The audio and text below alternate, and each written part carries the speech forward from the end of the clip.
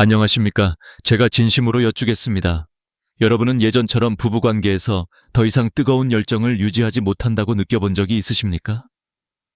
남자의 자존심이자 자부심이었던 자신감이 어느 순간 바닥까지 떨어져 버린 적이 있으십니까?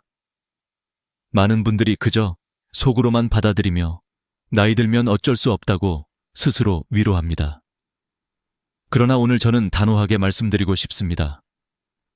활력 저하와 피로가 계속되는 현상은 단순히 나이가 들어서가 아닙니다. 그것은 바로 여러분의 몸속에서 남성 호르몬 공장이 점점 멈추고 있다는 경고 신호입니다. 그리고 방치한다면 그 결과는 매우 심각할 수 있습니다. 전립선 질환에서부터 혈관과 관련된 위험한 문제까지 이어질 수 있습니다. 부디 저에게 단 15분만 귀를 기울여 주십시오.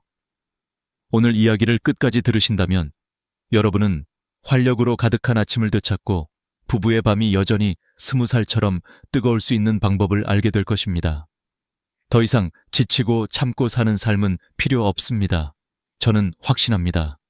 만약 이 기회를 놓치신다면 언젠가 반드시 후회하게 될 것입니다. 저는 30년 넘게 수많은 남성 환자들과 함께하며 그들의 고민을 들어왔습니다. 어떤 이는 자신이 더 이상 남편으로서, 아버지로서 제 역할을 하지 못한다고 자책하며 눈물을 흘렸습니다. 또 어떤 이는 활력을 잃은 자신의 모습을 가족에게 들키는 것이 두려워 혼자 속으로만 괴로워했습니다. 그러나 저는 분명히 말할 수 있습니다. 희망은 아직 남아 있습니다. 몸속의 불꽃은 꺼진 것이 아니라 잠시 약해져 있을 뿐입니다. 그 불꽃을 다시 살려내는 방법은 분명히 존재합니다. 한 환자의 이야기를 예로 들어보겠습니다. 그는 65세의 평범한 아버지였습니다. 은퇴 이후 점점 기력이 떨어지고 아내와 대화도 줄었습니다. 아들은 아버지는 더 이상 예전의 아버지가 아니다라고 말했고 그는 그 말에 더욱 깊은 좌절감을 느꼈습니다. 하지만 제가 알려드린 방법을 통해 그는 다시 달라졌습니다. 아침에 눈을 뜨자마자 무겁던 몸이 가벼워졌고 아내와 함께 웃을 수 있는 시간이 돌아왔습니다. 이것은 결코 특별한 기적이 아닙니다. 누구나 경험할 수 있는 변화입니다. 여러분, 우리가 나이 들어도 여전히 지켜야 할 것은 단순한 건강 이상의 것입니다. 그것은 자신감이고 존엄이며 삶의 의미입니다. 우리는 살아있는 한 활력 있게 웃으며 사랑하며 살아갈 권리가 있습니다.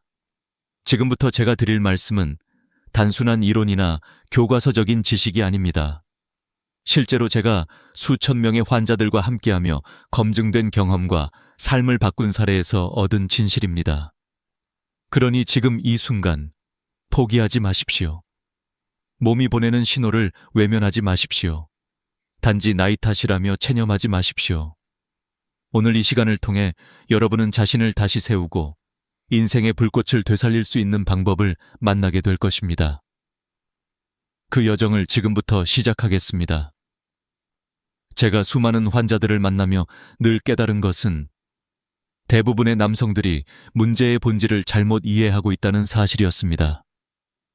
힘이 떨어지고 자신감이 사라지고 부부 관계가 예전 같지 않으면 사람들은 흔히 나이를 탓합니다. 그래서 홍삼, 녹용, 값비싼 보약을 찾아 먹고 또 다른 보충제를 억지로 채워 넣습니다. 하지만 잠깐 좋아지는 듯하다가 금세 원래대로 돌아오는 경험, 여러분도 해보신 적이 있지 않습니까? 바로 그 이유는 우리가 늘 가지와 잎이만 돌보고 뿌리를 돌보지 않았기 때문입니다. 여러분, 우리 몸은 큰 나무와 같습니다. 활력과 에너지는 가지와 잎입니다. 하지만 뿌리가 썩으면 아무리 물을 주고 비료를 줘도 소용이 없습니다. 결국 나무 전체가 말라버리는 것이죠. 인간의 몸도 마찬가지입니다. 남성의 활력과 자신감을 지탱하는 뿌리, 그것은 바로 장, 창입니다. 장은 단순히 음식을 소화하는 곳이 아니라 우리 몸의 에너지를 흡수하고 면역을 만들며 호르몬 생산까지 관여하는 숨겨진 공장입니다. 현대의학은 장을 제2의 뇌라고 부릅니다. 실제로 행복 호르몬이라 불리는 세로토닌의 90% 이상이 장에서 만들어집니다. 또 수천억 마리의 미생물이 장 속에서 살면서 우리가 먹은 음식을 분해하고 몸이 쓸 수 있는 영양으로 전환합니다. 하지만 나이가 들수록, 그리고 짜고 기름진 음식, 술, 스트레스가 쌓일수록 이 균형은 무너집니다. 유익균은 줄어들고 해로운 균이 차지합니다. 그 결과 독소가 만들어지고 염증 물질이 혈액 속으로 흘러들어가 전신을 공격합니다. 그 독소가 혈관을 손상시키면 고혈압, 동맥경화, 심근경색 위험이 올라갑니다.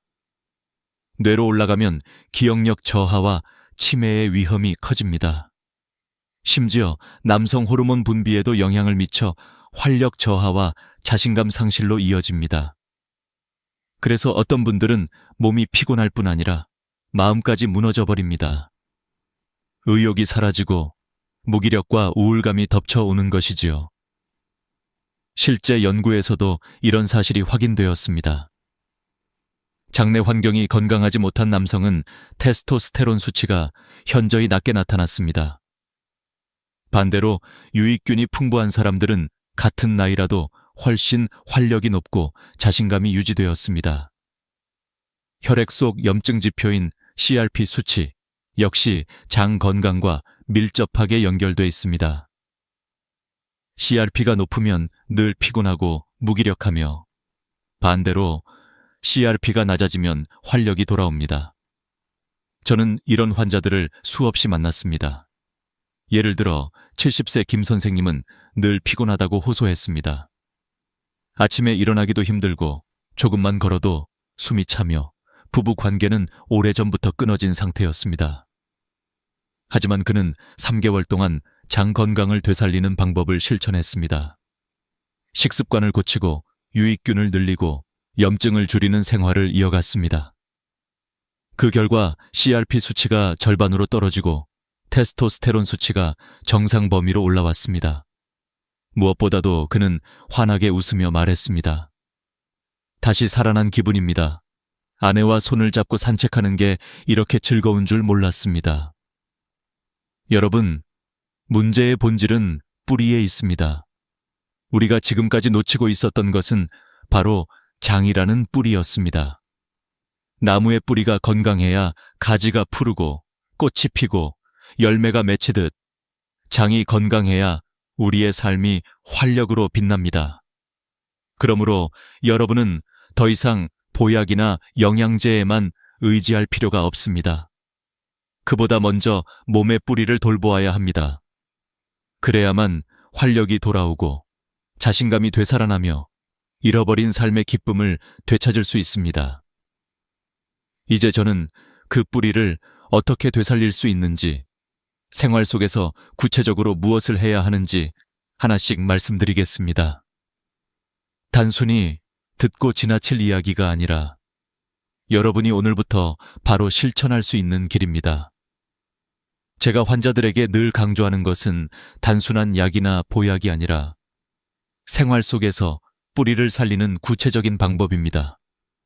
뿌리가 회복되면 나무는 스스로 살아나듯이 몸도 자연스럽게 활력을 되찾습니다. 그래서 저는 되살림 설계도라고 부르는 4가지 원칙을 환자들에게 알려드립니다. 이 4가지는 아주 단순하지만 꾸준히 실천하면 누구나 확실한 변화를 경험할 수 있습니다. 첫 번째는 잠입니다. 많은 분들이 나이가 들면 원래 잠이 줄어드는 것 아니냐라고 생각합니다. 하지만 의학적으로 보면 그것은 사실이 아닙니다. 수면의 질이 떨어지기 때문에 깊이 자지 못하는 것이죠. 장은 밤에 가장 활발하게 회복하고 재생합니다. 그런데 숙면을 취하지 못하면 장은 제 기능을 다하지 못하고 결국 호르몬 생산도 줄어듭니다. 연구에 따르면 하루 6시간 이하로 수면을 유지하는 남성들은 테스토스테론 수치가 평균 15% 낮았습니다. 그러니 깊은 잠을 되찾는 것이 무엇보다 중요합니다. 매일 같은 시간에 자고 일어나며 자기 전 스마트폰과 술을 멀리하고 조명을 어둡게 하는 것만으로도 수면의 질은 눈에 띄게 달라집니다.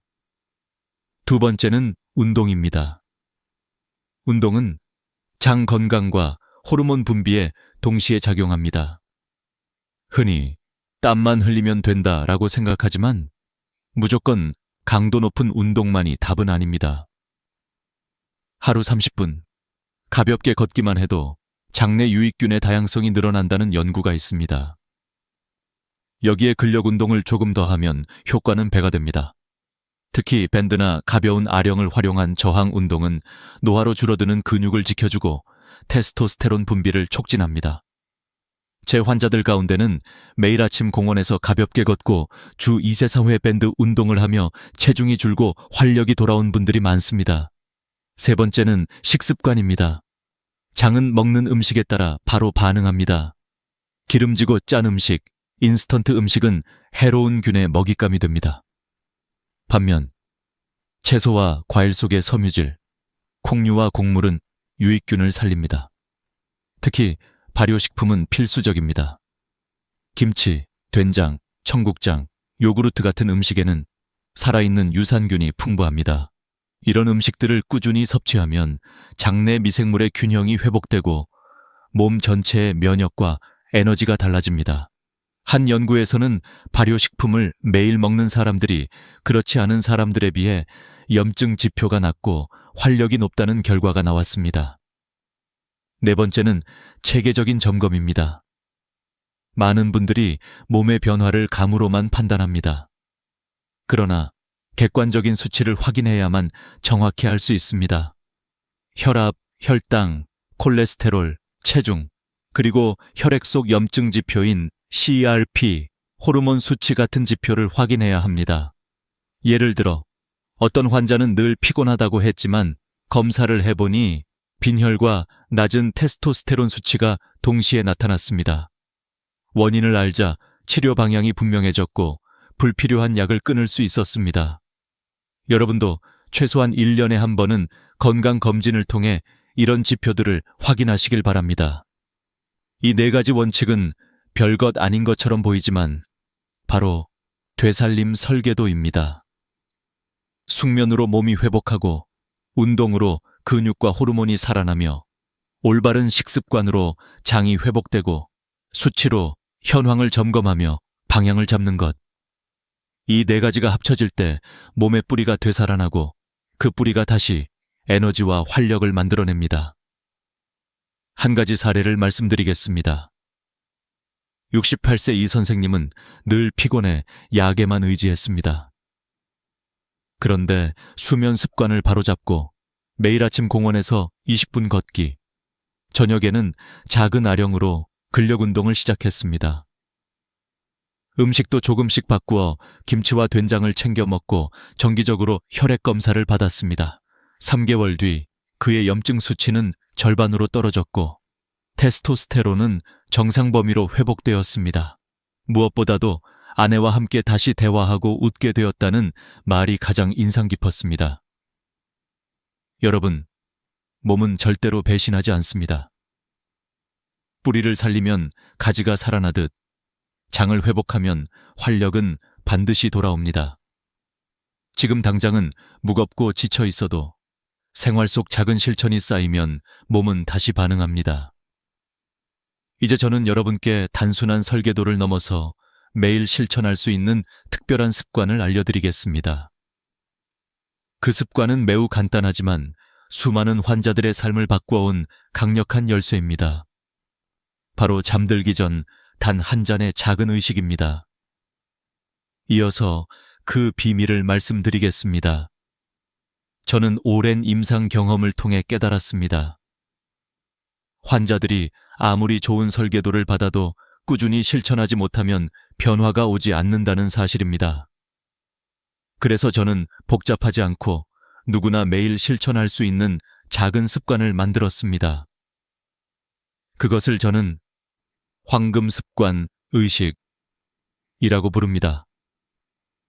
하루의 끝, 잠들기 전 단 한 잔으로 몸의 뿌리를 회복시키고 꺼져가던 불꽃을 다시 일으키는 작은 의식입니다. 그 의식의 핵심은 발효와 자연의 조화를 활용하는 것입니다. 단순히 술 한 잔을 권하는 것이 아닙니다. 그것은 약이 되기도 하고 독이 되기도 합니다. 중요한 것은 올바른 선택과 정확한 방법입니다. 이 습관은 본질적으로 장내 유익균을 깨우고 동시에 몸에 필요한 영양을 공급하여 회복의 시계를 거꾸로 돌리는 힘을 갖고 있습니다. 먼저 재료 선택입니다. 막걸리를 예로 들면 반드시 생쉥이라는 표시가 있어야 합니다. 시중에 오래 두고 마실 수 있도록 살균 처리된 제품은 단순히 달콤한 음료일 뿐입니다. 살아있는 효모와 유산균이 들어있어야만 진짜 효과가 나타납니다.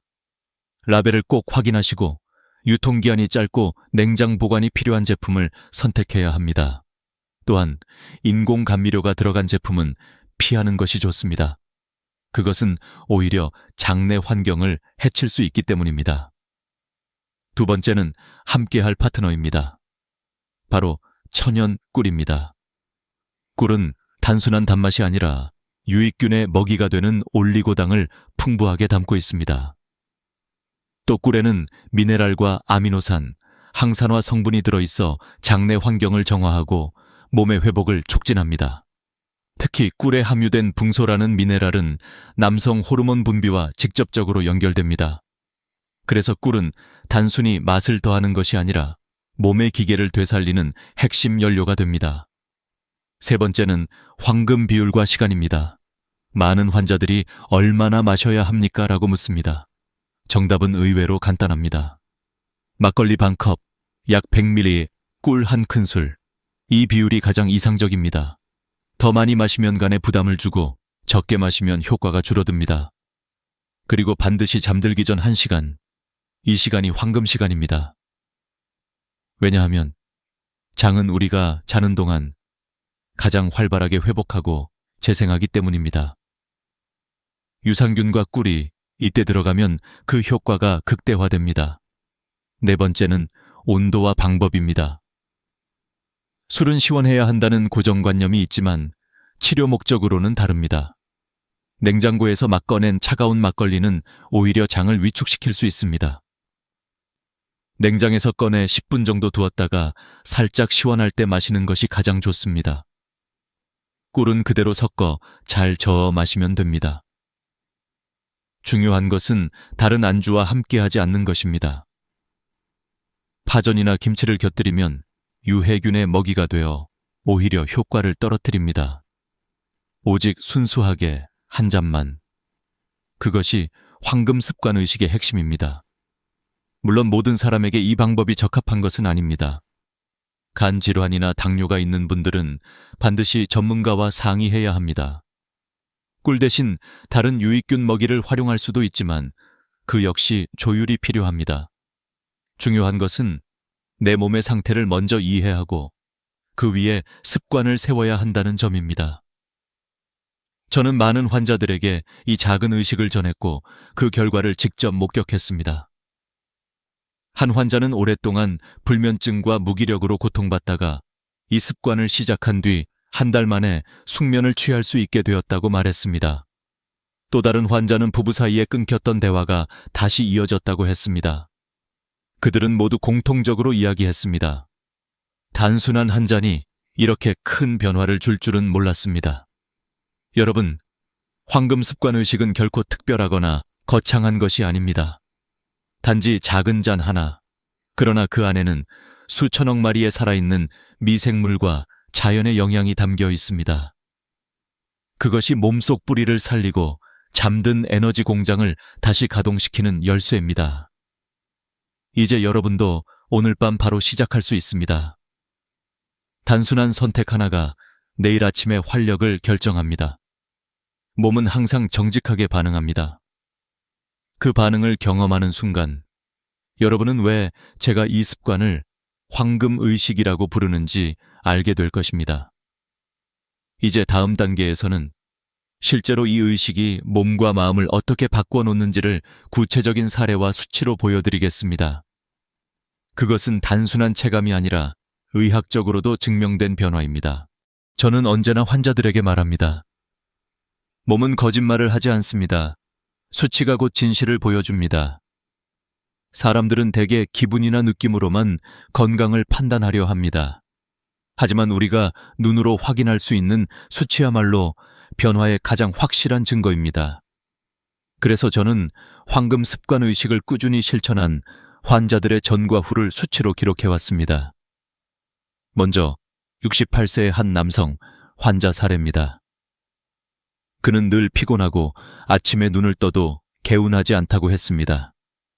부부관계는 오래전부터 사라졌고 가족과의 대화도 점점 줄어들었습니다.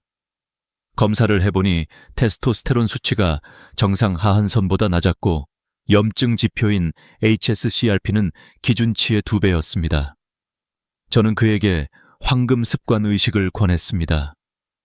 잠들기 전 생막걸리 반잔과 천연꿀 1스푼, 다른 것은 바꾸지 않았습니다. 단지 이 작은 습관 하나. 8주 후 다시 검사를 했을 때 GSCRP 수치는 절반 이하로 떨어졌고 테스토스테론은 정상 범위로 올라왔습니다. 그는 활짝 웃으며 말했습니다. 아침에 눈을 뜨면 몸이 가볍습니다.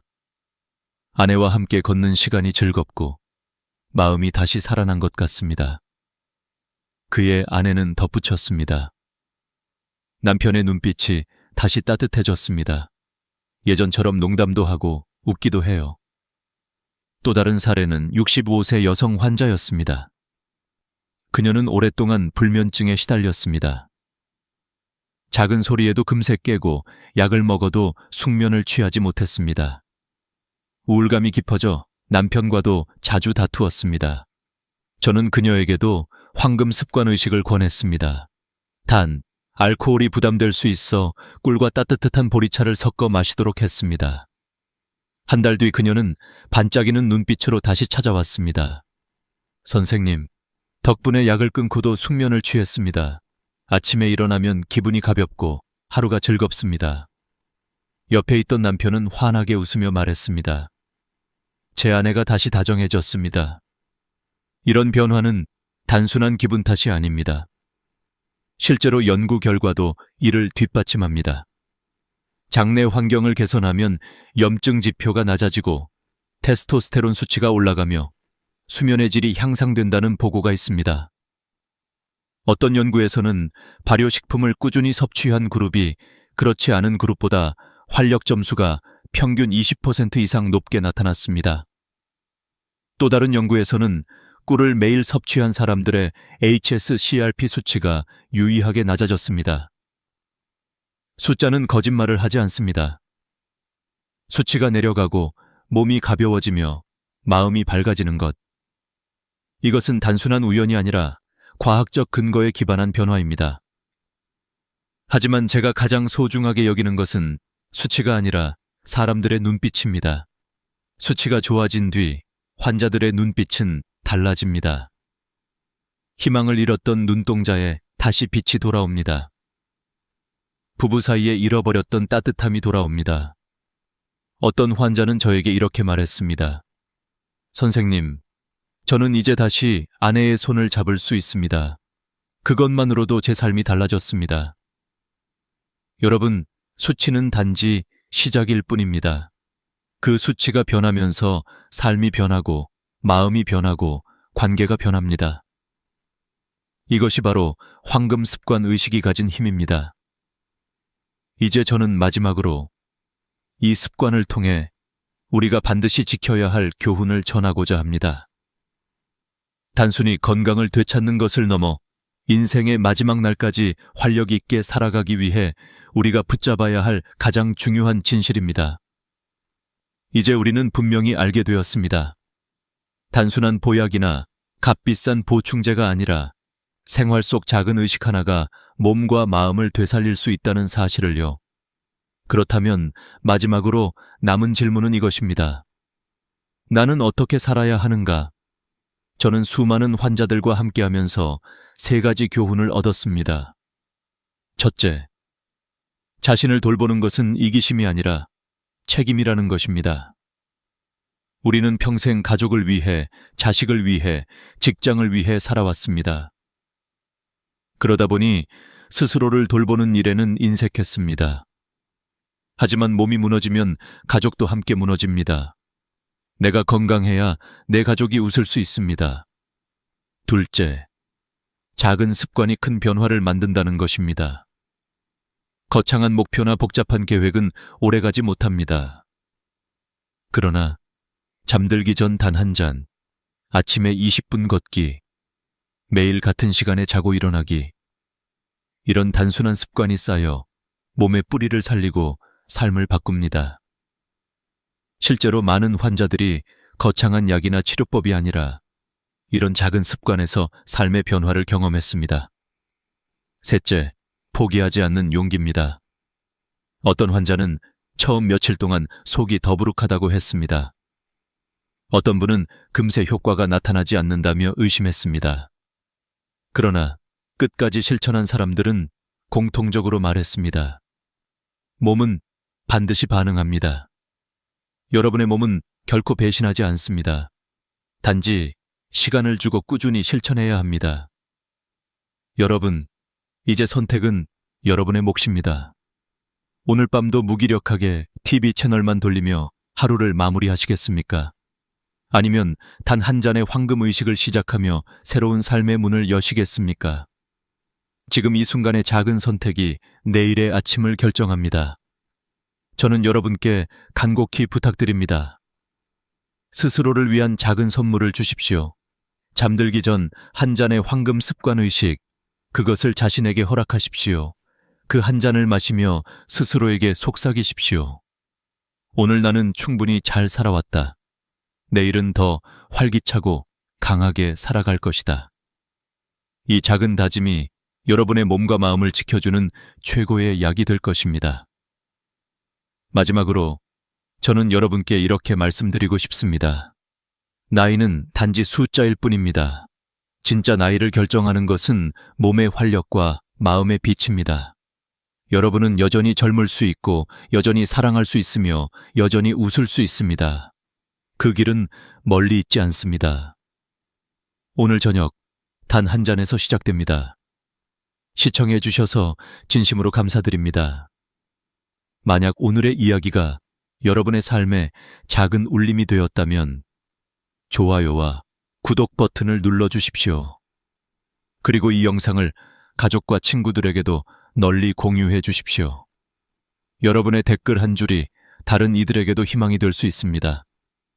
저는 앞으로도 여러분의 건강한 동반자가 되어 나이를 넘어 삶을 활력으로 채울 수 있는 이야기들을 전해드리겠습니다. 그러니 꼭 채널을 구독하시고 다음 이야기들도 놓치지 마시길 바랍니다.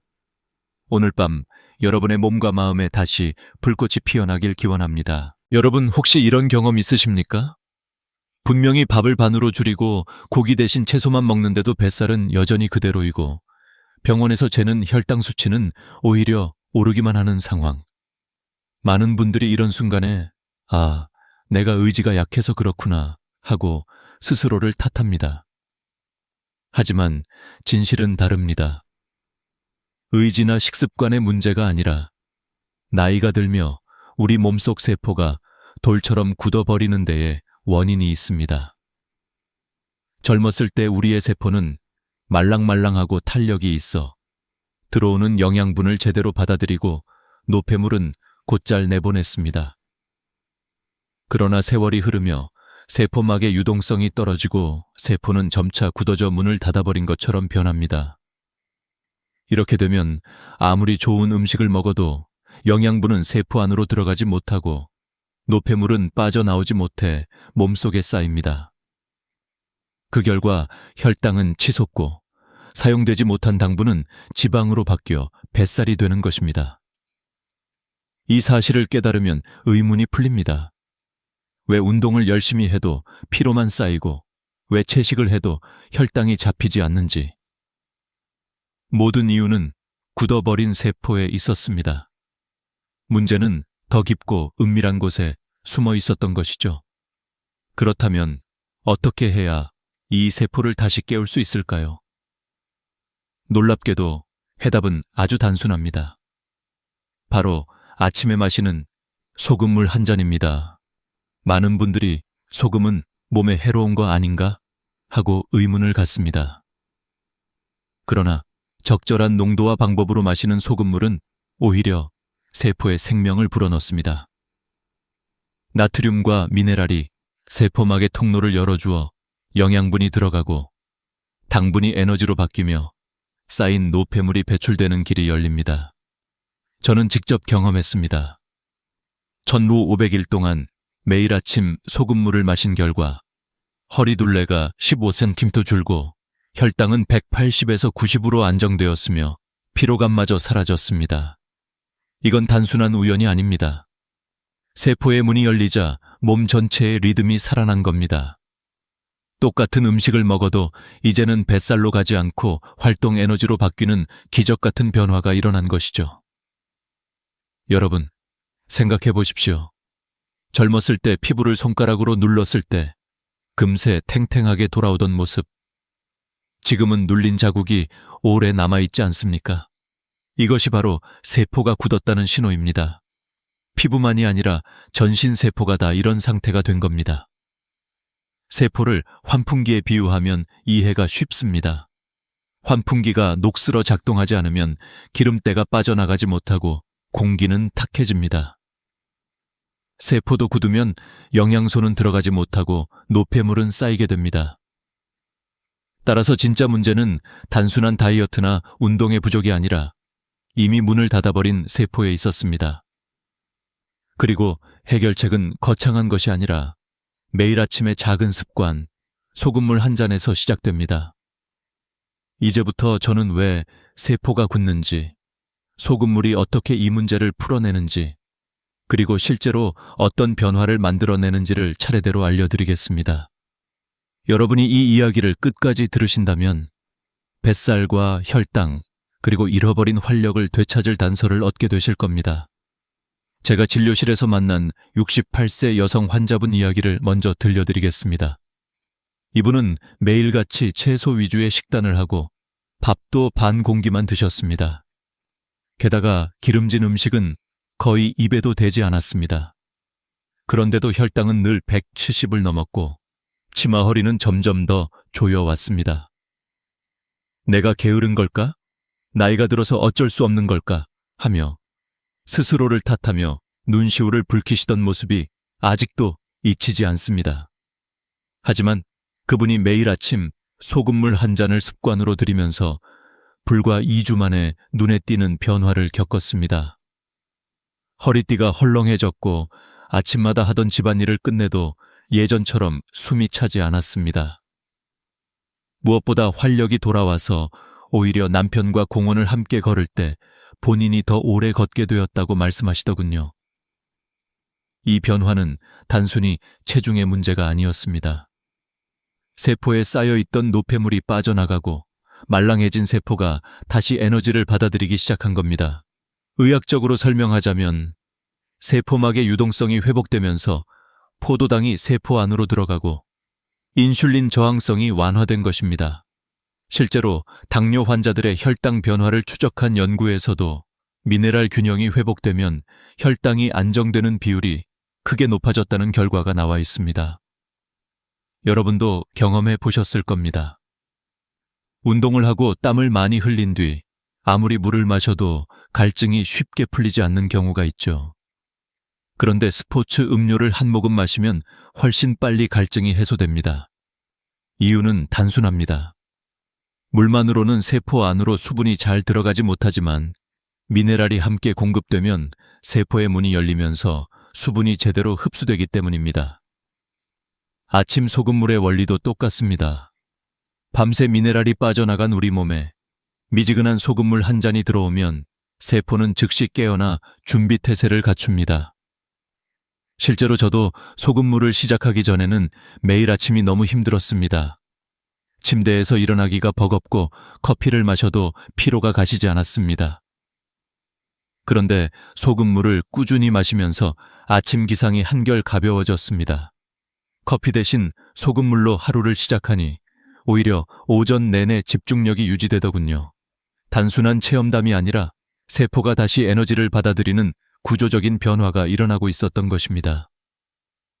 한 가지 더 말씀드리고 싶은 건 소금물은 단순히 뱃살이나 혈당에만 영향을 주는 것이 아니라는 겁니다.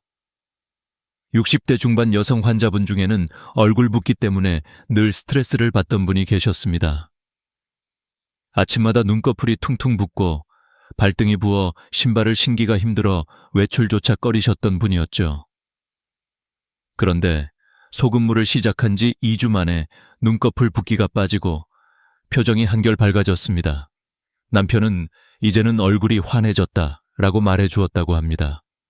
붓기가 사라진 이유는 세포 안팎의 수분 균형이 회복되었기 때문입니다. 미네랄이 세포막을 자극해 세포 안으로 수분이 다시 들어가고 불필요한 수분은 신장을 통해 배출된 겁니다. 의학적 지표로도 이를 확인할 수 있습니다. 부종 환자의 경우 혈액 속 나트륨 농도가 일정 수준 이하로 떨어지는 경우가 많은데 이는 미네랄 불균형의 결과입니다. 적절한 농도의 소금물은 세포가 수분을 제대로 활용할 수 있게 도와주며 결과적으로 붓기를 완화시키는 효과를 가져옵니다. 이런 체험과 연구 결과를 하나로 모아보면 명확합니다.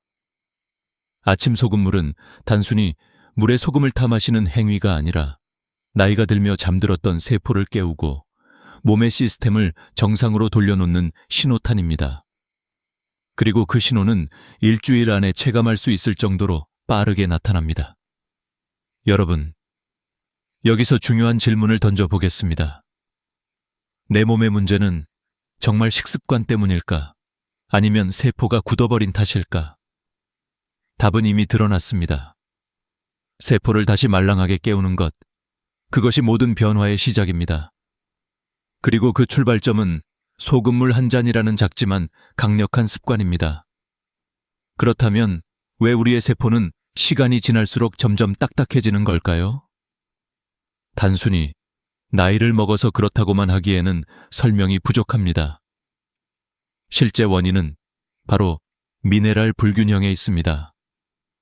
몸의 세포는 물과 미네랄이 균형을 이루어야 부드럽게 움직입니다.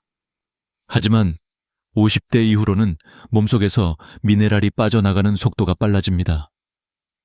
땀을 흘리거나 소변을 볼 때 혹은 잠을 자는 동안에도 나트륨, 칼륨, 마그네슘 같은 중요한 미네랄이 조금씩 사라집니다. 수도꼭지가 꽉 잠겨 있다가 어느 순간 느슨해져 물이 똑똑 떨어지는 것처럼 몸의 저장고가 서서히 비워지는 겁니다. 실제로 여러분도 이런 경험을 해보셨을 겁니다. 운동을 한 뒤 땀을 흠뻑 흘리고 나서 물을 아무리 마셔도 목마름이 풀리지 않는 순간, 아침에 일어나 밥을 먹기 싫고 입맛조차 없는 순간, 이것이 바로 미네랄 부족이 보내는 신호입니다. 단순히 물을 마시는 것으로는 해결되지 않습니다. 세포가 미네랄 없이 물을 받아들이지 못하기 때문입니다. 그래서 똑같이 마시는 물이라도 미네랄이 들어있는 경우에만 갈증이 풀리고 몸이 살아나는 겁니다. 이 원리를 보여주는 또 다른 예가 있습니다. 운동 후 스포츠 음료를 마셨을 때 갈증이 금세 사라지는 이유, 아침에 된장국 한 숟갈로 입맛이 되살아나는 이유도 바로 미네랄 때문입니다. 나트륨과 칼륨이 균형을 잡아주면서 세포의 문이 열리고 수분과 영양분이 제대로 흡수되기 시작하는 것이죠. 그러나 우리가 매일 스포츠 음료나 짠 음식을 먹을 수는 없습니다. 당분과 화학 첨가물이 오히려 건강을 해칠 수 있기 때문입니다. 그래서 해법은 단순합니다. 가장 자연스럽고 순수한 형태로 미네랄을 보충하는 방법, 바로 미지근한 물에 소금 한 꼬집을 섞어 마시는 것입니다. 밤새 굳어있던 세포에 생명수를 붓는 것과 같습니다. 이렇게 하면 세포는 다시 말랑말랑해지고 몸속 에너지 순환이 시작됩니다. 실제로 저의 또 다른 환자, 74세 여성분은 수십 년 동안 변비로 고생했습니다. 사흘에 한 번씩 화장실에 가는데도 늘 힘이 들었고 여러 약을 써보아도 효과는 일시적이었습니다. 그런데 아침 소금물을 열흘 정도 꾸준히 마신 뒤 매일 시원하게 화장실을 다녀오게 되었다고 기뻐하셨습니다. 장의 운동성이 살아나고 수분이 장 안으로 들어와 변을 부드럽게 만들었기 때문입니다. 여기서 중요한 것은 소금물의 양과 타이밍입니다. 무조건 많이 마신다고 좋은 것이 아닙니다. 오히려 과하면 부작용이 생깁니다. 핵심은 아침 공복에 미지근한 물 200ml에 소금 한 꼬집. 이 정도가 우리 체액과 비슷한 농도를 이루며 가장 자연스럽게 흡수됩니다. 그리고 마실 때는 벌컥벌컥 삼키지 말고 한 모금씩 입안에 머금었다가 삼키는 것이 좋습니다. 입안 점막에서도 미네랄이 흡수되기 때문입니다. 저는 늘 환자들에게 이렇게 말합니다. 하루 이틀로는 큰 변화를 못 느낄 수 있습니다. 하지만 일주일, 2주일만 꾸준히 해보세요. 세포가 변화를 받아들이고 몸이 적응하면 반드시 달라집니다. 사실 우리 몸은 금방 바뀌는 기계가 아니라 시간을 들여야 하는 정원과도 같습니다. 정원에 매일 물을 주면 조금씩 푸른 잎이 돋아나듯 세포에도 매일 생명의 신호를 보내야 합니다. 이제 여러분도 스스로 느끼실 겁니다. 단순히 식사량을 줄이고 운동을 억지로 늘리는 것만으로는 한계가 있다는 사실을요. 문제의 근본은 세포의 굳어짐, 그리고 그 뿌리에 있는 미네랄 불균형입니다. 이걸 해결하지 않는 한 아무리 애써도 몸은 제자리 걸음을 할 수밖에 없습니다. 하지만 작은 습관 하나, 아침 소금물 한 잔은 그 고리를 끊어내는 열쇠가 될 수 있습니다. 다시 한번 강조합니다. 몸의 진짜 변화를 원하신다면 세포를 다시 깨워야 합니다. 세포가 깨어날 때 혈당은 안정되고 뱃살은 줄어들고 무엇보다 삶의 활력이 돌아옵니다. 그리고 그 변화는 결코 먼 미래가 아니라 단 일주일 안에 시작될 수 있습니다. 아침 소금물을 어떻게 마셔야 가장 큰 효과를 볼 수 있을까요? 지금부터는 제가 직접 경험하고 또 수많은 환자분들과 함께 검증한 소금물 프로토콜을 알려드리겠습니다. 원칙은 간단하지만 세세한 부분까지 지켜야만 제대로 된 변화를 얻을 수 있습니다. 첫째, 타이밍입니다. 반드시 아침에 일어나자마자 공복에 마셔야 합니다. 밤새 몸은 땀과 호흡을 통해 미네랄과 수분을 잃습니다. 이때 위는 텅 비어 있어 흡수 속도가 가장 빠릅니다. 만약 아침 식사 후에 마신다면 소금물은 음식물과 섞여 단순히 짠 음식으로만 작용할 뿐 흡수 효율은 현저히 떨어집니다. 둘째, 농도입니다. 종이컵 200ml 기준으로 소금 한 꼬집 혹은 그라인더로 한 바퀴 돌린 양이 적당합니다. 너무 싱거우면 효과가 없고 너무 짜면 위에 부담을 줄 수 있습니다. 중요한 건 내 체액과 비슷한 농도라는 점입니다. 직접 마셔봤을 때 약간 짭짤하다 느껴지는 정도가 가장 적합합니다. 셋째, 온도입니다. 차가운 물은 위에 충격을 주고 뜨거운 물은 입안에서 마시기 어렵습니다. 손으로 컵을 잡았을 때 미지근하다고 느껴지는 온도가 이상적입니다. 이 정도면 소금도 잘 녹고 위장도 편안하게 받아들입니다. 넷째, 마시는 방법입니다. 벌컥벌컥 단숨에 삼키지 마세요. 한 모금씩 입에 머금고 혀와 잇몸을 타고 돌린 뒤 삼키는 게 좋습니다. 입안 점막에서도 미네랄이 흡수되기 때문입니다. 동시에 침샘이 자극되어 소화액 분비가 활발해지고 위장도 천천히 준비할 수 있습니다. 한 컵을 마시는데 30초에서 1분 정도 시간을 투자하세요.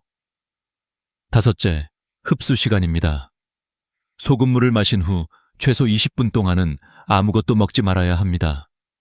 그래야 세포가 충분히 미네랄을 받아들이고 몸속에서 흡수가 제대로 이루어집니다.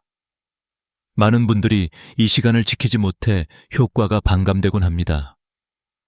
저는 이 20분 동안 간단히 스트레칭을 하거나 창가에 앉아 아침 햇살을 받으며 하루 일정을 정리합니다. 그렇게 하면 단순히 기다리는 시간이 아니라 몸과 마음을 깨우는 시간이 됩니다. 여섯째, 물 섭취입니다. 소금물을 마시면 자연스럽게 갈증이 날 수 있습니다. 이는 몸이 수분 균형을 맞추려는 정상적인 반응입니다. 이때는 하루 1.5리터에서 2리터 정도를 나눠서 마시는 게 좋습니다.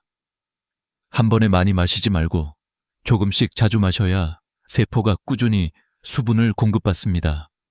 마지막으로 꾸준함입니다.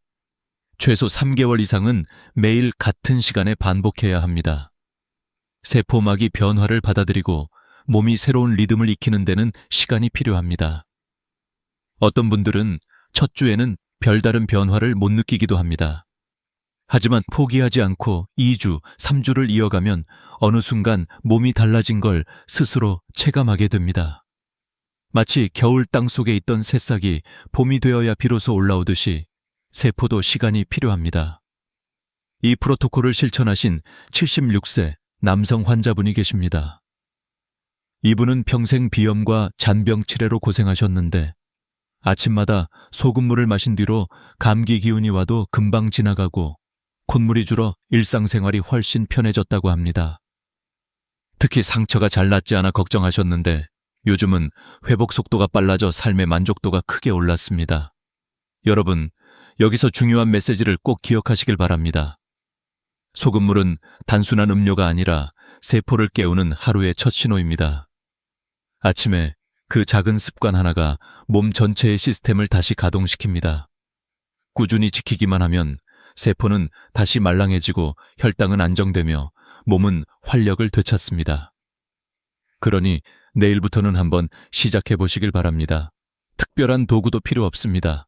컵 하나, 소금 한 꼬집, 그리고 여러분의 의지. 그 작은 행동이 여러분의 몸을 완전히 바꿀 수 있습니다. 소금물을 마시기 시작하면 몸은 눈에 띄는 5가지 변화를 보여줍니다. 이 변화들은 단순히 겉모습의 변화가 아니라 세포가 되살아나면서 나타나는 근본적인 신호입니다. 첫 번째 변화는 뱃살이 줄어들고 피로가 사라지는 것입니다. 우리가 음식을 먹으면 포도당이 혈액 속으로 들어갑니다. 정상적인 세포라면 이 포도당을 받아들여 에너지로 바꾸지만 딱딱해진 세포는 문을 닫아버립니다. 그래서 포도당이 혈액에만 떠다니고 결국 인슐린이 과도하게 분비되어 지방으로 전환됩니다. 가장 많이 쌓이는 곳이 바로 뱃살입니다. 그래서 밥을 줄여도 운동을 해도 뱃살은 빠지지 않는 겁니다. 그러나 소금물은 세포막의 이온 통로를 열어 포도당이 세포 안으로 들어가도록 돕습니다. 이 순간부터 뱃살로 쌓이던 당분은 에너지로 전환되어 몸이 가볍고 활기차게 변합니다. 두 번째 변화는 혈당이 안정되고 당뇨 증상이 완화되는 것입니다. 혈액 속에 당이 넘쳐나면 혈관은 끈적해지고 손발이 저리거나 시야가 흐려지는 증상이 나타납니다. 오래되면 신장은 당을 소변으로 빼내려 하면서 잦은 갈증과 잦은 소변이 이어집니다. 그러나 소금물의 미네랄은 세포의 문을 열어 단기 세포 안으로 들어가도록 도와줍니다. 피 속에서 떠돌던 당이 에너지로 쓰이게 되니 혈당은 자연스럽게 안정되고 당뇨로 인한 불편한 증상들도 차츰 줄어듭니다. 세 번째 변화는 얼굴과 몸의 붓기가 빠지고 피부가 맑아지는 것입니다. 나이가 들면 세포가 딱딱해져 수분이 세포 안으로 들어가지 못하고 밖에만 고입니다. 이 때문에 아침마다 얼굴이 퉁퉁 붓고 손발이 무겁습니다.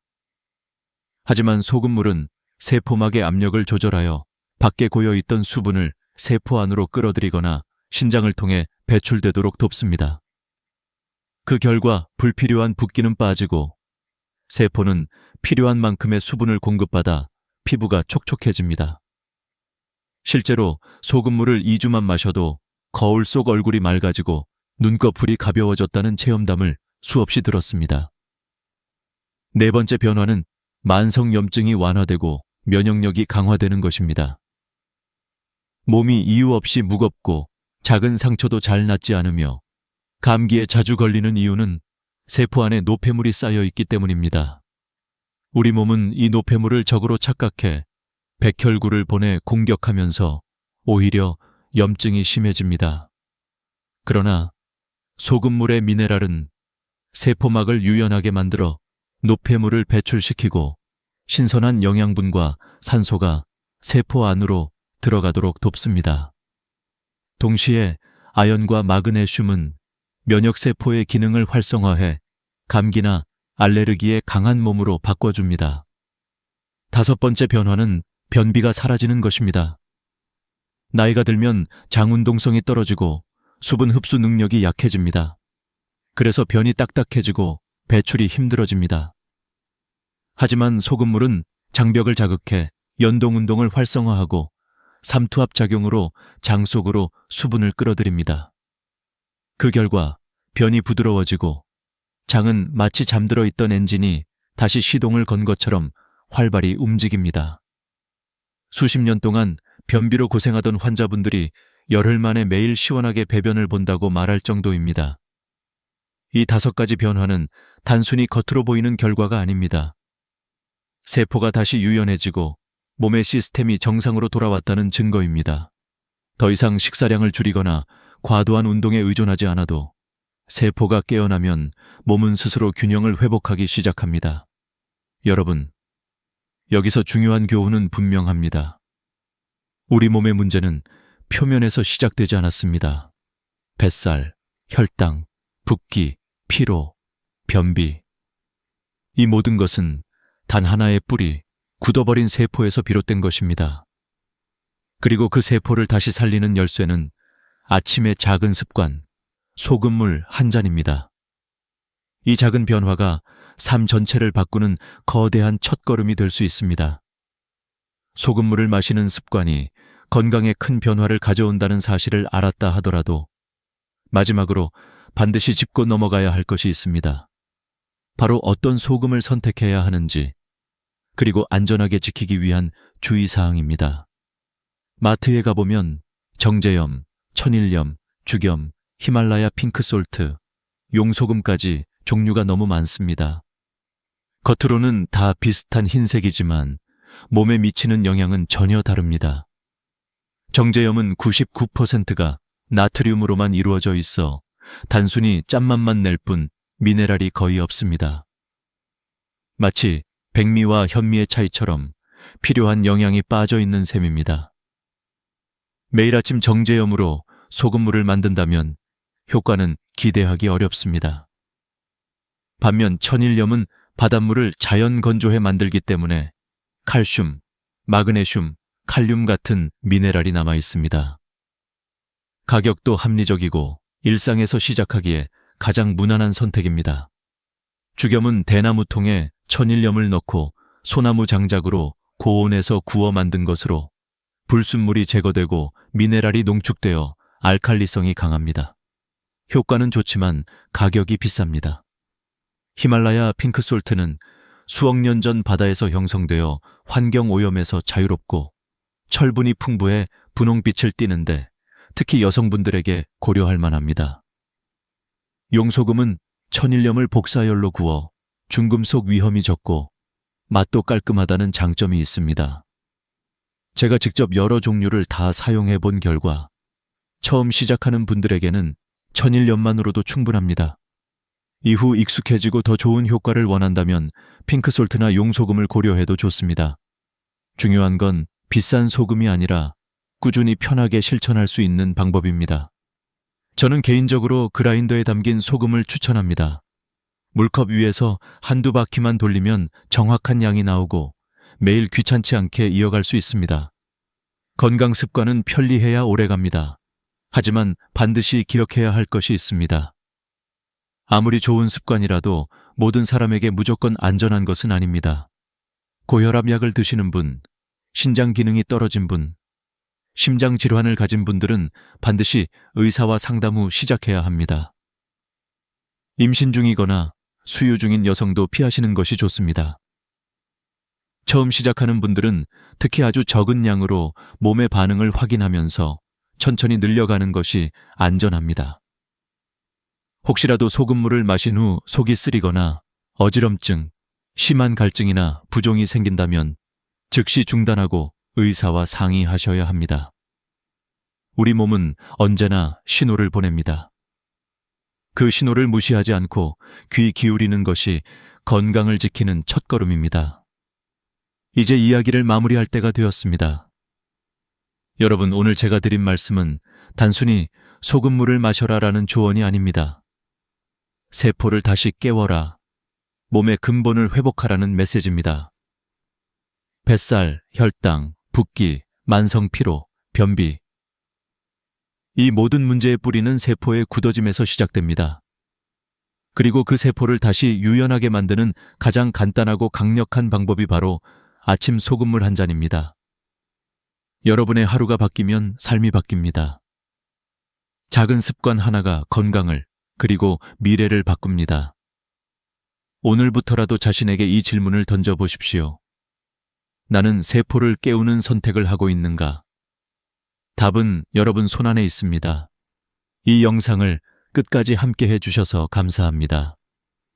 혹시 이 내용이 도움이 되었다면 좋아요와 구독을 눌러주시고 가족이나 친구에게도 꼭 공유해 주세요. 여러분의 작은 행동이 더 많은 사람들의 건강을 지켜줄 수 있습니다. 건강은 멀리 있지 않습니다. 매일 아침에 작은 한 모금에서 시작됩니다. 여러분, 혹시 이런 경험 있으신가요? 어느 날 갑자기 평소와 다르지 않게 아침을 맞았는데 막상 일어나 보니 다리에 힘이 이상하게 빠져서 휘청거린 적 말입니다. 대부분은 그냥 나이 들어서 그렇겠지, 어제 잠을 잘못 잤나 보다 하고 넘깁니다. 하지만 이 순간이야말로 뇌가 마지막으로 보내는 구조 신호일 수 있습니다. 얼굴이 비뚤어지거나 말이 어눌해지는 것은 우리가 흔히 아는 뇌경색의 신호입니다. 그러나 그것보다 더 이른 단계, 더 먼저 드러나는 변화가 바로 다리에서 시작됩니다. 이 단순한 사실 하나만 제대로 기억하셔도 여러분 자신과 가족의 생명을 지킬 수 있습니다. 저는 수십 년 동안 수많은 환자들을 진료하면서 공통적으로 확인한 것이 있습니다. 바로 다리가 가장 먼저 비명을 지른다는 사실입니다. 피가 원활하게 흐르지 못하면 심장에서 가장 멀리 떨어진 부위인 다리에서 곧바로 신호가 나타납니다. 그런데 많은 분들은 이를 단순히 운동 부족이나 근육 약화로 착각하곤 합니다. 하지만 제가 직접 본 환자들의 사례를 통해 말씀드리면 이 착각이 결국 평생의 후회로 이어지는 경우가 너무나 많았습니다. 여러분, 뇌경색이라는 단어를 들으면 어떠신가요? 등골이 서늘해지고 혹시라도 내가 쓰러지는 건 아닐까 하는 두려움이 엄습하지 않습니까? 한번 발병하면 목숨을 위협할 뿐 아니라 설령 목숨을 건지더라도 반신불수, 언어장애 같은 후유증이 남는 경우가 많습니다. 그런데 여기서 우리가 반드시 기억해야 할 사실은 뇌경색은 어느 날 갑자기 번개처럼 떨어지는 병이 아니라는 것입니다. 오랫동안 혈관이 좁아지고 그 사이 우리 몸은 수없이 많은 경고음을 보냅니다. 그 경고의 첫 무대가 바로 우리의 두 다리입니다. 저는 의사로서 수많은 분들에게 이런 말씀을 드려왔습니다. 다리가 보내는 신호는 단순한 근육 피로가 아니라 뇌의 언어일 수 있습니다. 실제로 아침에 화장실에 가려는데 한쪽 다리가 뻣뻣해서 자꾸 휘청거리거나 늘 다니던 길에서 갑자기 발끝이 턱에 걸려 넘어질 뻔한 경험을 하신 분들이 많습니다. 이럴 때 사람들은 어제 너무 많이 걸었나 하고 넘기지만 사실은 뇌에서 보내는 경고음일 수 있습니다. 저는 독일에서 근무하면서 직접 수많은 사례를 접했습니다. 68세 남성 환자는 오른쪽 다리에 힘이 빠지는 느낌을 3주 동안이나 무시하다가 결국 딸의 권유로 병원을 찾았습니다. 검사 결과 왼쪽 뇌혈관이 70%나 막혀 있었지요. 발견이 조금만 늦었더라면 큰 뇌경색으로 이어졌을 가능성이 컸습니다. 하지만 조기 치료 덕분에 그는 다시 건강을 되찾을 수 있었습니다. 반대로 72세 여성 환자는 왼쪽 다리가 자꾸 저리다고 했지만 가족들은 그냥 나이 탓이라며 넘겼습니다. 결국 어느 날 아침 부엌에서 쓰러져 평생 휠체어에 의존하며 살아가야 했습니다. 이 두 사례는 우리에게 분명한 메시지를 줍니다. 작은 신호를 무시하면 큰 후회가 찾아오지만 작은 신호에 귀 기울이면 인생이 달라질 수 있다는 것입니다. 그렇다면 왜 하필 다리일까요? 단순히 심장에서 멀리 떨어져 있다는 이유만이 아닙니다. 뇌의 신호 체계가 좌우로 교차하기 때문에 왼쪽 뇌에 문제가 생기면 오른쪽 다리에, 오른쪽 뇌에 문제가 생기면 왼쪽 다리에 먼저 이상이 드러나는 경우가 많습니다. 게다가 다리는 걷기, 균형 잡기, 체중 지탱하기 같은 복잡한 역할을 동시에 하므로 뇌의 작은 이상도 금세 드러납니다. 여기서 중요한 사실 하나를 말씀드리겠습니다. 뇌경색의 골든타임은 단 4시간 남짓이라는 것입니다. 이 시간을 놓치면 수억 개의 뇌세포가 회복 불가능한 손상을 입게 됩니다. 그런데도 우리는 다리의 신호를 단순히 피곤해서 그렇다며 무시하는 경우가 많습니다. 어쩌면 그 순간이 바로 마지막 기회였을지도 모르는데 말입니다. 오늘 제가 드리고 싶은 말씀은 분명합니다. 여러분이 혹시라도 다리에 힘이 갑자기 빠지거나 저리거나 휘청거리는 경험을 했다면 괜찮아지겠지 하고 넘기지 마십시오. 오히려 이때가 가장 서둘러 병원에 가야 할 순간입니다. 작은 신호는 우리 몸의 경고등과 같습니다. 자동차의 계기판에 경고등이 켜졌을 때 무시하고 달리면 결국 큰 사고로 이어지듯 다리의 작은 변화도 무시하면 큰 사고로 이어집니다. 저는 의사이자 한 사람의 인생 선배로서 여러분께 간곡히 말씀드립니다. 다리가 보내는 신호에 귀 기울이십시오. 그것은 단순한 피로나 노화가 아니라 뇌가 보내는 마지막 부탁일 수 있습니다. 그리고 그 부탁을 무시하지 않는 것이야말로 여러분 자신과 가족을 지키는 첫걸음입니다. 왜 하필 다리일까요? 많은 분들이 이 질문을 던집니다. 뇌경색은 뇌의 문제인데 왜 신호는 가장 먼저 다리에서 드러나는 걸까요? 이 부분을 이해하려면 먼저 우리 몸의 혈액순환 구조를 떠올려야 합니다. 오래된 아파트를 떠올려 보십시오. 수압이 약해지면 가장 먼저 어디에서 문제가 생깁니까? 꼭대기층부터 물이 잘 나오지 않습니다. 우리 몸도 똑같습니다. 심장에서 가장 멀리 떨어진 다리는 혈액 공급이 조금만 불안정해져도 곧바로 이상을 드러내는 부위입니다. 다리는 단순히 우리 몸을 지탱하는 기둥이 아닙니다. 걷기, 균형 잡기, 체중 유지 같은 복잡한 역할을 동시에 담당하고 있습니다. 그래서 뇌에서 내려오는 신호가 조금만 흔들려도 바로 문제로 나타나죠. 예를 들어 왼쪽 뇌혈관이 좁아지면 반대편인 오른쪽 다리에 힘이 빠지거나 감각이 둔해지는 시기입니다. 이는 뇌에서 내려가는 신경이 중간에서 교차하기 때문입니다. 결국 뇌가 보내는 이상, 신호가 다리를 통해 가장 먼저 드러나는 것입니다. 이 원리를 실제 환자들의 이야기를 통해 확인할 수 있습니다. 독일과 네덜란드에서 수천 명을 대상으로 진행한 연구에서는 뇌경색 환자의 절반 이상이 발병 전 다리에서 이상을 경험했다고 보고했습니다. 단순한 근육 피로나 노화 현상으로 착각했던 순간들이 사실은 뇌가 보내는 조기 경고였던 것입니다. 우리가 흔히 일과성 허혈 발작, 즉 TIA라고 부르는 증상 역시 대표적인 예입니다. 며칠 전 혹은 몇 시간 전부터 다리가 힘이 빠지거나 저리는데 시간이 지나면 다시 정상으로 돌아옵니다. 많은 분들이 다시 괜찮아졌으니 별일 아니다 라고 생각하지만 사실 이때가 가장 위험한 순간입니다. 우리 뇌는 매우 정교하지만 동시에 아주 민감합니다. 혈류가 잠시만 줄어들어도 즉각 반응을 보냅니다. 그리고 그 반응이 가장 눈에 띄게 나타나는 곳이 바로 다리입니다. 특히 발목과 발끝은 작은 신경과 근육의 협동으로 움직이는데 혈류가 부족해지면 곧바로 발이 땅에 끌리거나 계단을 오를 때 휘청거리는 증상이 나타납니다.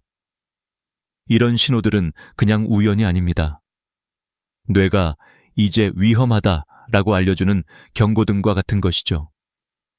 여기서 우리가 꼭 기억해야 할 사실은 다리의 이상이 단순히 국소적인 문제가 아니라는 것입니다. 허리 디스크나 말초신경 문제로 오는 증상과는 양상이 다릅니다. 허리 문제라면 보통 양쪽 다리가 함께 영향을 받거나 자세에 따라 증상이 변합니다. 그러나 뇌혈관에서 오는 문제는 특징적으로 한쪽 다리에만, 그것도 갑자기 나타나고 반복적으로 이어집니다. 따라서 어르신들께서 느끼는 작은 변화도 의학적으로는 매우 중요한 신호일 수 있습니다. 제가 직접 진료한 환자들 가운데는 가족들이 먼저 이상을 눈치채고 병원에 모시는 경우도 많았습니다. 아버지 걸음걸이가 요즘 이상하다. 발을 자꾸 끌고 다닌다. 어머니가 갑자기 계단에서 발을 헛디뎠다. 같은 작은 관찰이 결국 뇌경색을 막아낸 경우입니다. 이는 우리 모두가 함께 주의 깊게 살펴야 할 부분입니다. 혼자만의 문제가 아니라 가족 전체가 경각심을 가져야 하는 이유입니다. 또 하나 중요한 점은 균형 감각입니다. 다리는 단순히 걷기만 하는 것이 아니라 뇌와 손발의 협력으로 균형을 유지합니다. 그런데 뇌혈류가 불안정해지면 손해와 연결된 균형 조절 기능이 흔들리며 걷는 동작이 매끄럽지 못해집니다. 술을 마시지도 않았는데 비틀거리거나 평평한 바닥을 걷는데도 울렁거리는 느낌을 받는다면 이는 뇌의 경고일 수 있습니다. 어지럼증으로만 치부하기엔 반복적이고 점점 심해지는 특징이 뚜렷하기 때문입니다. 결국 다리는 뇌의 상태를 가장 먼저 보여주는 조기 경보 장치입니다. 우리가 다리에서 오는 신호를 무심히 넘기면 뇌가 보내는 마지막 기회를 놓칠 수 있습니다. 작은 신호가 반복되면 반드시 전문의와 상담해야 합니다. 이 단순한 습관 하나가 인생의 갈림길을 바꿀 수 있습니다.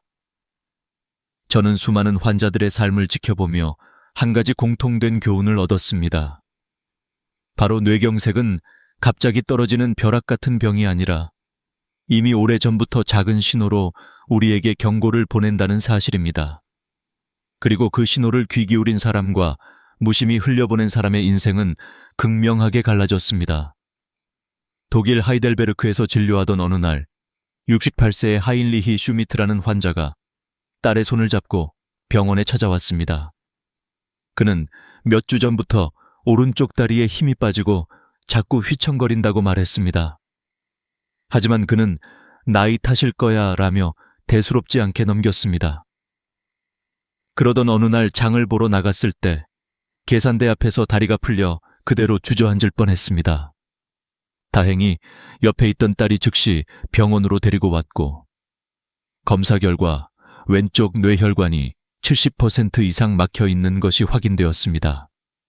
만약 조금만 더 늦었다면 대규모 뇌경색으로 이어졌을 가능성이 높았습니다. 하지만 조기 치료와 생활 습관 교정으로 그는 다시 건강을 회복할 수 있었습니다. 그의 삶은 작은 순간의 주의 덕분에 완전히 다른 방향으로 흘러갔습니다. 반면 또 다른 사례는 안타깝기 그지없습니다. 72세의 게르트루트 베커라는 여성은 일주일 전부터 왼쪽 다리가 자주 저리고 힘이 빠진다고 호소했습니다. 그러나 가족들은 그냥 나이 들어서 그런 거야, 운동 부족이지라며 가볍게 여기고 산책을 권하기만 했습니다. 결국 어느 날 아침 부엌에서 아침 식사를 준비하다가 갑자기 쓰러졌습니다. 병원으로 실려왔을 때는 이미 오른쪽 뇌에 큰 경색이 진행된 상태였고 결국 그녀는 평생 휠체어에 의존해야만 했습니다. 조금만 더 일찍 신호를 알아차리고 병원에 왔다면 충분히 막을 수 있었던 일이었습니다. 이 두 사례는 우리에게 중요한 메시지를 던집니다. 다리에서 오는 작은 신호를 어떻게 받아들이느냐에 따라 삶의 질이 완전히 달라진다는 것입니다. 사람들은 흔히 조금 쉬면 괜찮아지겠지라고 생각합니다. 그러나 뇌는 그 순간 마지막으로 기회를 주고 있었던 것입니다. 경고등을 무시하고 계속 달리면 결국 차가 멈추듯 몸의 경고음을 무시하면 평생의 후회로 이어집니다.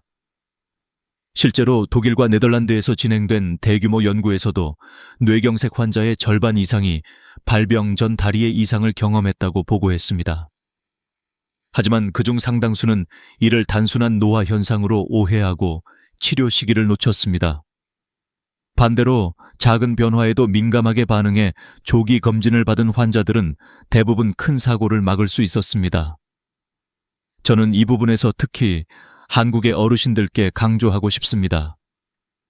한국 사회에서는 여전히 참아야 한다, 나이 들면 다 그렇다 라는 말이 너무 쉽게 오갑니다. 하지만 이런 생각이 때로는 치명적일 수 있습니다. 실제로 제가 만난 한국인 환자들 중에도 다리에 힘이 빠지거나 걸음이 이상해졌음에도 괜찮다며 버티다가 결국 응급실로 실려온 경우가 적지 않았습니다. 반대로 가족 중 누군가가 이상하다, 그냥 병원에 가보자 하고 강력히 권유해서 조기 발견에 성공한 사례도 있었습니다. 이처럼 뇌경색은 가족의 관심과 관찰이 생명을 구하는 열쇠가 될 수 있습니다. 환자 본인은 사소한 변화라 생각할 수 있지만 옆에서 지켜보는 가족은 작은 이상도 민감하게 알아챌 수 있습니다. 따라서 서로의 걸음걸이, 균형, 표정, 행동을 세심하게 살피는 것이야말로 예방의 첫걸음입니다. 여러분께 꼭 드리고 싶은 말씀은 이것입니다. 다리가 보내는 작은 신호를 무시하지 마십시오. 그 신호는 단순히 피로의 결과가 아니라 뇌가 보내는 마지막 부탁일 수 있습니다. 그리고 그 부탁에 응답하는 순간 여러분의 인생은 지켜질 수 있습니다. 다리에서 나타나는 뇌경색의 신호는 생각보다 다양하고도 구체적입니다. 그런데 문제는 많은 분들이 이런 신호들을 단순히 노화나 운동 부족 탓으로 돌린다는 것입니다. 오늘 저는 의사로서 또 인생 선배로서 여러분께 꼭 알려드리고 싶은 7가지 전조 신호를 하나씩 짚어드리겠습니다. 이 신호들을 제대로 기억하고 주의 깊게 살펴보신다면 평생을 후회하는 일을 막을 수 있을 것입니다. 첫 번째 신호는 한쪽 다리에 갑작스러운 힘 빠짐입니다. 계단을 오르다 한쪽 다리에 힘이 툭 풀리며 주저앉을 뻔한 경험, 의자에서 일어날 때 유독 한쪽만 힘이 들어가지 않는 경험을 하신 적이 있으십니까? 단순한 운동 부족이라면 양쪽 다리가 함께 약해지며 서서히 진행됩니다. 하지만 뇌혈관 문제는 특징적으로 한쪽만, 그리고 갑자기 나타납니다. 이때는 쉬면 괜찮아지겠지가 아니라 즉시 검진이 필요한 순간입니다. 두 번째 신호는 저림과 감각 이상입니다. 발바닥이 둔해지고 뜨겁고 차가운 것을 잘 구별하지 못하거나 양말을 신은 듯한 느낌이 드는 경우가 있습니다. 허리 디스크 같은 말초신경 문제라면 주로 발끝에서부터 서서히 위로 퍼져 올라가지만 뇌에서 오는 문제는 전혀 다릅니다. 한쪽 다리에만, 그것도 갑자기 반복적으로 나타나는 것이 특징입니다. 뜨거운 물에 발을 담갔는데도 덜 뜨겁게 느껴진다면 뇌혈류 부족을 의심해야 합니다. 세 번째 신호는 걸을 때 발을 끄는 현상, 의학적으로는 조카수라 부릅니다. 정상이라면 발목 근육이 발끝을 들어 올려 걸을 때 바닥에 걸리지 않도록 합니다. 그러나 뇌신호가 제대로 전달되지 않으면 발목이 처져 발끝이 바닥에 끌리게 됩니다. 이로 인해 걷는 소리가 달라지고 신발 앞부분이 유난히 빨리 닳는 특징이 나타납니다. 본인은 잘 모르지만 가족들이 먼저 아버지 걸음걸이가 이상하다 라고 눈치채는 경우가 많습니다. 네 번째 신호는 자꾸 걸려 넘어지는 증상입니다. 평소 잘 다니던 길에서 문턱이나 계단에 자꾸 걸리는 경험은 단순한 실수가 아닐 수 있습니다. 이는 고유 감각이라 불리는 내 발이 지금 어디에 있는지를 뇌가 인식하는 능력이 떨어진 신호입니다. 이 기능이 흔들리면 작은 문턱에도 걸려 넘어지고 계단 높이를 잘못 짚어 휘청거리게 됩니다. 특히 노년층에게 이런 낙상은 곧 엉덩이 골절, 척추 골절로 이어질 수 있어 치명적입니다. 다섯 번째 신호는 원치 않는 다리 떨림입니다. 피곤할 때 잠깐 다리가 떨리는 것은 흔하지만 뇌에서 오는 떨림은 다릅니다. 원하지 않아도 반복적으로 나타나며 특정 상황과 상관없이 지속됩니다. 이는 뇌 혈관이 막혀 신호가 불안정해져 다리가 스스로 움직이는 현상입니다. 단순히 나이 탓으로 돌리기엔 위험한 신호입니다. 여섯 번째 신호는 보행 불균형과 휘청거림입니다. 술을 마시지 않았는데도 비틀거리며 평평한 길에서도 몸이 한쪽으로 기우는 경험은 단순한 어지럼증이 아닐 수 있습니다. 이는 뇌의 균형 담당 부위인 손해로 가는 혈류가 막히면서 나타나는 현상입니다. 특히 아침에 심해지는 경우가 많아 실제로 많은 환자들이 아침에 갑자기 쓰러져 응급실로 오게 됩니다. 일곱 번째 신호는 일시적 증상 후 회복, 즉 일과성 허혈 발작 TIA입니다. 다리에 힘이 빠졌다가 금방 회복되거나 감각이 둔해졌다가 돌아오는 경우가 여기에 해당합니다. 문제는 많은 분들이 다시 괜찮아졌으니 별일 아니다 라고 안심해버린다는 겁니다. 그러나 연구에 따르면 TIA를 경험한 환자의 75%가 3개월 이내에 실제 뇌경색으로 이어지며 그중 절반은 단 48시간 안에 발병합니다. 즉, 잠깐 나타났다가 사라지는 증상이야말로 가장 위험한 경고일 수 있습니다. 이렇게 7가지 신호는 단순한 증상이 아니라 뇌가 보내는 마지막 경고등입니다. 작은 신호 하나라도 경험하셨다면 절대 무시하지 마십시오. 이 작은 신호에 귀 기울이는 순간 여러분의 삶은 지켜질 수 있습니다. 반대로 외면하는 순간 평생의 후회가 찾아올 수 있습니다. 지금까지 우리는 다리에서 나타나는 7가지 경고 신호를 살펴봤습니다. 그렇다면 이제 중요한 질문을 드리겠습니다. 이런 신호들을 미리 알아챘다면 어떻게 막을 수 있을까? 바로 이 부분이 여러분의 삶을 바꾸는 열쇠입니다.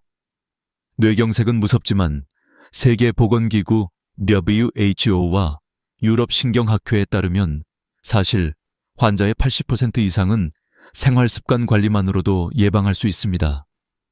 다시 말해, 우리의 선택과 실천이 미래를 바꿀 수 있다는 것입니다. 첫 번째로 가장 중요한 것은 혈압 관리입니다. 고혈압은 뇌경색의 가장 큰 원인 중 하나입니다. 이상적인 수치는 120/80이지만 고혈압이 있는 분들은 적어도 130/80 이하로 유지해야 합니다. 혈압은 매일 같은 시간, 특히 아침에 일어나 30분 정도 지난 뒤 재는 것이 가장 정확합니다. 혈압이 높아지면 혈관벽에 미세한 상처가 생기고 그 자리에 콜레스테롤이 달라붙어 혈관을 좁히거나 막습니다. 결국 이것이 뇌경색으로 이어지는 것입니다. 두 번째는 혈당 관리입니다. 당뇨는 뇌 혈관을 손상시키는 가장 위험한 요인 중 하나입니다. 건강한 분이라면 공복 혈당은 100 이하, 식후 2시간 혈당은 140 이하가 이상적입니다. 당뇨 환자의 경우는 공복 혈당 130 미만, 식후 2시간 180 미만을 목표로 관리해야 합니다. 혈당이 높으면 혈관벽이 점차 손상되고 그 결과 뇌경색 위험은 3배 이상 증가합니다. 그러므로 혈당 조절은 곧 뇌혈관 보호입니다. 세 번째는 콜레스테롤 관리입니다. 특히 LDL 콜레스테롤, 흔히 나쁜 콜레스테롤이라 불리는 수치를 낮추는 것이 핵심입니다. LDL은 혈관벽에 달라붙어 기름 찌꺼기를 만들고 결국 혈관을 막아버립니다. 반대로 HDL 콜레스테롤은 혈관 속에 쌓인 LDL을 청소하는 역할을 합니다. 따라서 HDL은 높이고 LDL은 낮추는 식습관이 중요합니다. 기름진 음식, 가공육, 튀김류는 줄이고 오메가산가 풍부한 등푸른 생선을 일주일에 2-3번 섭취하십시오. 연어, 고등어, 정어리 등이 좋은 예입니다. 견과류와 올리브유 같은 불포화 지방도 도움이 됩니다. 네 번째는 운동입니다. 가장 좋은 방법은 빠르게 걷기입니다. 하루 30분, 주 5회 정도면 충분합니다. 옆 사람과 대화는 가능하지만 노래 부르기는 힘든 정도의 속도가 적당합니다. 이 정도만 꾸준히 해도 혈액순환이 개선되고 뇌혈관 건강이 크게 달라집니다. 운동은 단순히 근육을 위한 것이 아니라 뇌로 가는 혈류를 원활하게 유지하는 가장 강력한 예방법입니다. 5번째는 금연과 절주입니다. 담배는 혈관을 직접적으로 손상시키며 뇌경색 위험을 몇 배나 높입니다. 술은 남성은 하루 2잔, 여성은 1잔 이하로 제한하는 것이 안전합니다. 특히 과음을 반복하면 혈압과 혈당 모두 불안정해져 뇌혈관에 큰 부담을 줍니다. 6번째는 수면입니다. 잠이 부족하면 혈압이 오르고 혈당이 불안정해집니다. 하루 최소 7시간 이상 충분히 자는 것이 중요합니다. 특히 어르신들께서는 낮잠보다는 밤에 깊고 안정적인 수면을 취하는 것이 더 도움이 됩니다. 마지막으로 여러분이 집에서 직접 해볼 수 있는 자가 체크법을 알려드리겠습니다. 하루 3분이면 충분합니다. 첫째, 의자에 앉아 팔짱을 끼고 일어나 보십시오. 양쪽 다리 힘이 균형 있게 들어가는지 확인합니다. 둘째, 눈을 감고 제자리에서 30초 동안 서 보십시오. 중심을 잘 잡을 수 있는지 확인합니다. 셋째, 양쪽 발바닥을 손으로 만져 감각 차이가 있는지 비교합니다. 넷째, 일직선 위를 따라 10걸음 걸어 보십시오. 비틀거리거나 균형을 잃지 않는지 점검합니다. 이 4가지 중 하나라도 이상이 있다면 반드시 병원에서 검사를 받아야 합니다. 여러분, 작은 습관의 변화가 평생의 미래를 바꿀 수 있습니다. 혈압을 기록하고 혈당을 체크하며 매일 30분 걷기만 해도 뇌경색 위험은 크게 줄어듭니다. 여러분의 실천이 바로 여러분과 가족의 생명을 지키는 가장 확실한 보험입니다. 우리가 지금까지 살펴본 이야기는 단순한 의학 지식이 아닙니다. 그것은 바로 삶의 방향을 바꾸는 교훈입니다. 다리에서 오는 작은 신호는 뇌가 보내는 경고의 언어입니다. 하지만 많은 사람들은 그 언어를 이해하지 못하고 흘려보내며 결국 뒤늦게 후회하게 됩니다. 오늘 이 시간을 통해 제가 드리고 싶은 마지막 메시지는 분명합니다. 다리는 단순히 우리 몸을 지탱하는 기둥이 아니라 뇌가 보내는 살아있는 알람이라는 사실입니다. 저는 수많은 환자들을 통해 배웠습니다. 누군가는 작은 이상을 무심히 넘겨 평생 휠체어에 앉아 살아가야 했습니다. 또 누군가는 가족의 세심한 관찰 덕분에 큰 사고를 피하고 다시 건강한 삶을 되찾았습니다. 그 차이는 아주 작은 순간의 선택에서 비롯되었습니다. 괜찮아지겠지 라는 방심과 혹시 이상이 있지 않을까 라는 경각심, 이 2가지 태도가 인생의 갈림길을 만든 것입니다. 여러분, 우리가 일상에서 가장 쉽게 놓치는 것이 무엇일까요? 바로 작은 신호입니다. 몸은 결코 거짓말을 하지 않습니다. 다리가 갑자기 휘청거릴 때, 발바닥 감각이 이상할 때, 걸음걸이가 달라졌을 때, 그것은 우연이 아니라 뇌가 마지막으로 보내는 메시지일 수 있습니다. 자동차 경고등을 무시하면 큰 사고로 이어지듯 몸의 경고를 무시하면 돌이킬 수 없는 결과가 찾아옵니다. 하지만 희망이 없는 것은 아닙니다. 여러 연구 결과가 말해주듯 생활 습관 관리만으로도 대부분의 뇌경색을 예방할 수 있습니다. 오늘부터라도 혈압을 기록하고 혈당을 관리하며 매일 30분 걷기를 시작하십시오. 기름진 음식 대신 생선과 채소를 더 많이 드시고 담배를 끊고 술을 줄이십시오. 이 작은 실천이 쌓여 여러분의 내일을 지켜줍니다. 그리고 무엇보다 중요한 것은 가족과 함께하는 예방입니다. 여러분, 스스로도 점검하시되 가족끼리 서로의 걸음걸이와 몸 상태를 살펴보십시오. 아버지 걸음이 요즘 이상하다. 어머니가 자꾸 발을 헛디디신다는 작은 관심이 생명을 구할 수 있습니다. 뇌경색은 개인의 질병이 아니라 가족 전체의 삶에 영향을 주는 사건이기 때문입니다. 마지막으로 이 교훈을 가슴에 새기셨으면 합니다. 작은 신호, 마지막 경고, 평생의 후회. 이 세 가지 단어는 무겁게 들릴지 모르지만 이제 여러분은 그 무게를 바꿀 수 있는 지혜를 손에 넣으셨습니다. 다리의 신호에 귀 기울이는 순간 후회는 예방으로 바뀌고 두려움은 희망으로 바뀝니다. 여러분, 오늘 이야기가 마음에 와닿으셨다면 구독과 좋아요를 눌러주시고 소중한 분들과 공유해 주십시오. 여러분의 작은 나눔이 누군가의 생명을 지킬 수 있습니다. 앞으로도 삶과 건강을 지키는데 꼭 필요한 이야기들을 계속 전해드리겠습니다. 지금까지 함께 해주셔서 진심으로 감사드립니다.